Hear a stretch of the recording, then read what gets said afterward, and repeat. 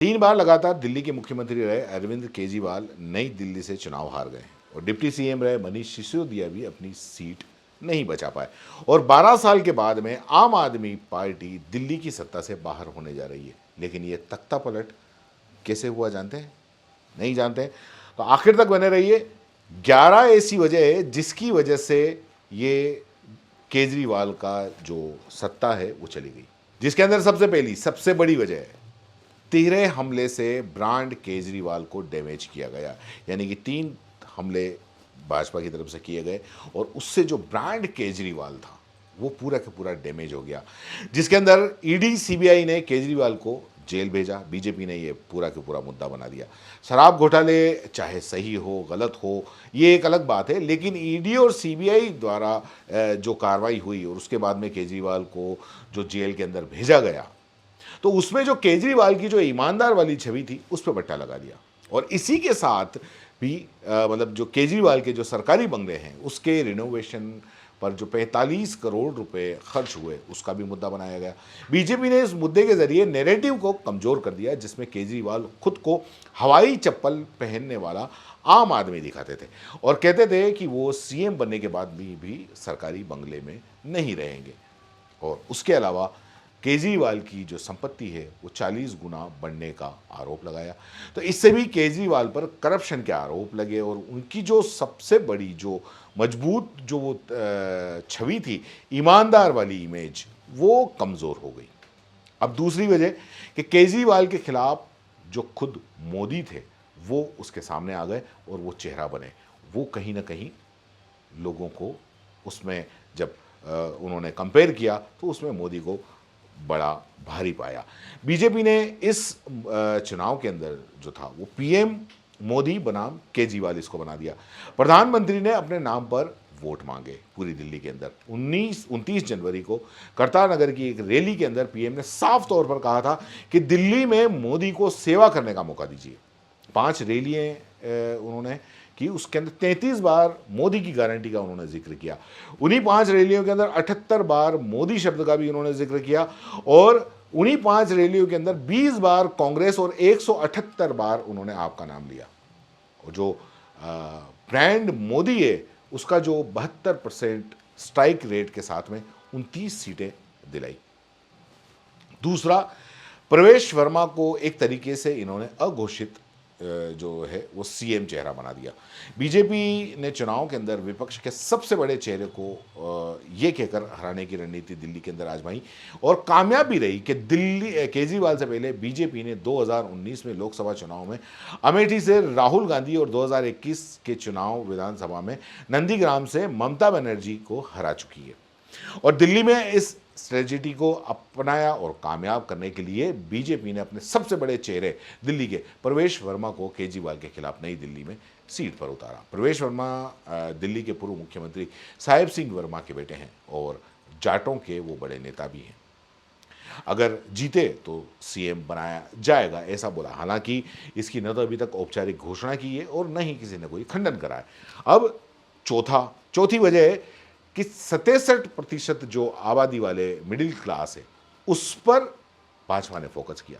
Voting के दिन 3 दिन पहले जो बजट हुआ उसमें 12 लाख तक इनकम टैक्स फ्री की घोषणा कर ली और एक ही रैली में 15 बार उन्होंने मिडिल क्लास का जिक्र किया और जितनी भी रैलियां हुई उसमें मिडिल क्लास पर फोकस किया।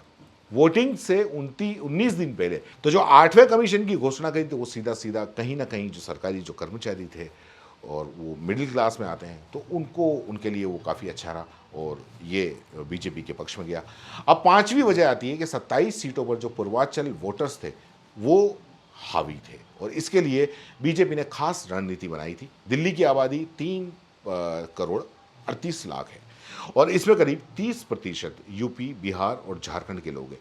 एक रिपोर्ट के मुताबिक 70 में से 27 सीटों पर पूर्वांचल के वोटर्स का अच्छा खासा प्रभाव है और पिछले चुनाव में आपके 12 विधायक बिहार पूर्वांचल रीजन के थे और पूर्वांचल के जो नेता थे वो 100 नेताओं को प्रचार के लिए यहाँ पर बुलाया था और बजट के अंदर भी आपने देखा होगा कि बिहार पर फोकस किया था। यूपी के बाद सबसे ज़्यादा अगर पैसा दिया गया तो वो बिहार को दिया गया, तो ये भी वजह रही।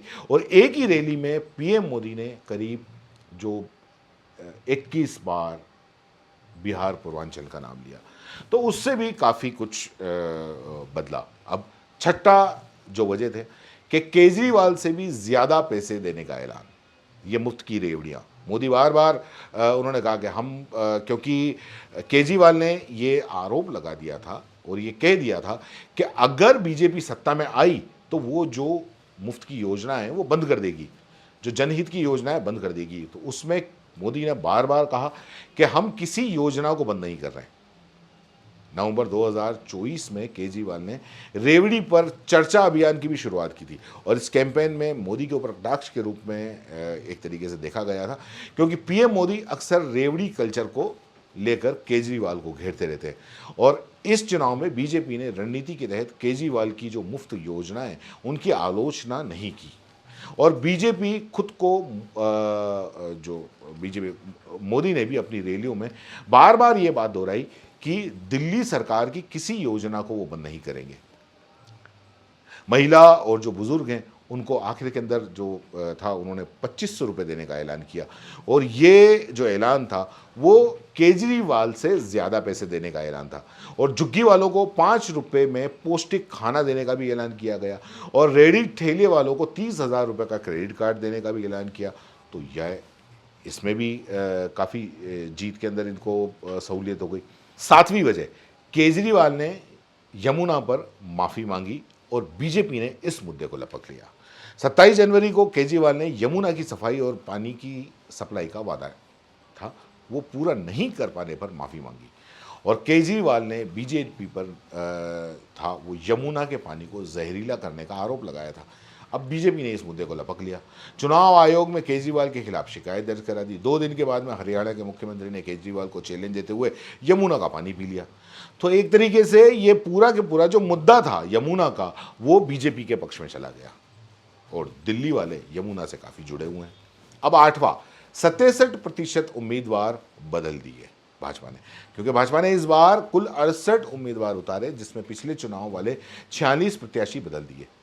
इनमें से एक विधायक भी शामिल है, यानी बीजेपी ने 67% कैंडिडेट बदल दिए।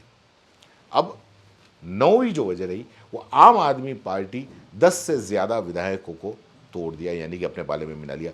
बीजेपी में पिछले 1 साल में आम आदमी पार्टी के करीब 50 से ज़्यादा नेता बीजेपी के अंदर शामिल हो गए और बीजेपी में मतलब इसमें जो विधायक हैं, पूर्व विधायक हैं, पार्षद हैं, ये सारे के सारे शामिल हैं। दिल्ली में वोटिंग के 4 दिन पहले आपके 8 विधायक पार्टी छोड़कर बीजेपी के अंदर शामिल हो गए थे।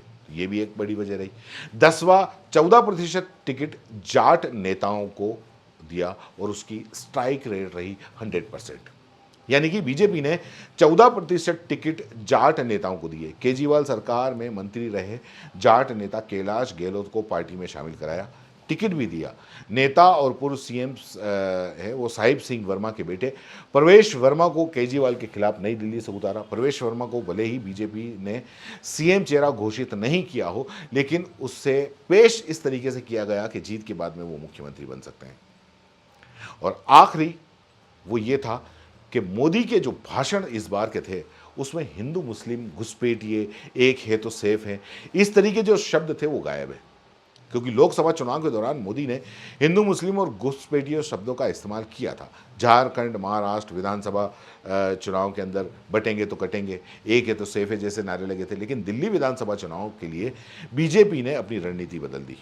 मोदी ने 3 जनवरी से 2 फरवरी के बीच में दिल्ली में कुल 5 रैलियां की और किसी भी रैली में उन्होंने हिंदू मुस्लिम या घुसपैठिए शब्द का जिक्र नहीं किया।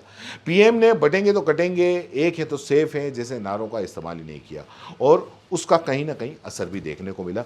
दिल्ली वाले क्योंकि समझदार हैं, उन्होंने सोचा कि अगर इस तरीके के नारे देंगे तो सही देंगे। तो ये 11 वजह आपके हारने की थी। आप क्या समझते हैं नीचे कमेंट बॉक्स में जरूर बताएं। धन्यवाद।